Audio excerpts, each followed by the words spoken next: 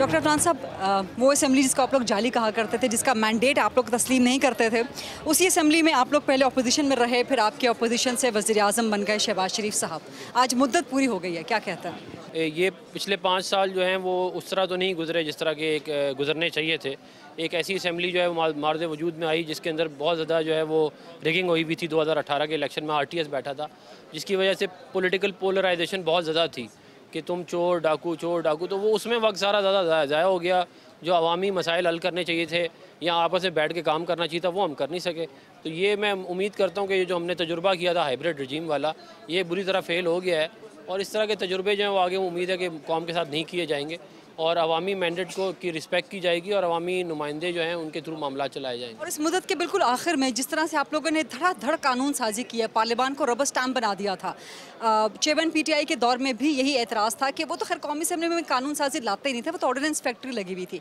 लेकिन यहाँ आखिरी दिनों में जो धड़ाधड़ कानून साजी हुई है, पार्लियामान को रबर स्टैम्प के तौर पर इस्तेमाल किया है आपकी अददी अक्सरियत ने यहाँ पर।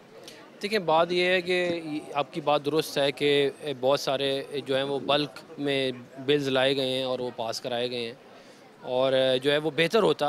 कि मामलात ऐसे ना चलाए जाते और जो है उन पर ज़्यादा डिटेल में बहस की जाती। मगर क्योंकि आप यकीन करें पिछले 1.5 साल से हम फायर फाइटिंग ही कर रहे हैं कि एक मसला हल करते हैं, दूसरा तीसरा चौथा, कभी कोई धरने हो रहे हैं, कभी कोई किसी की अपॉइंटमेंट हो रही है, कभी कोई मसला, कभी तो वो जो फोकस था वो उस तरह नहीं था लेजिस्लेटिव साइड के ऊपर जो कि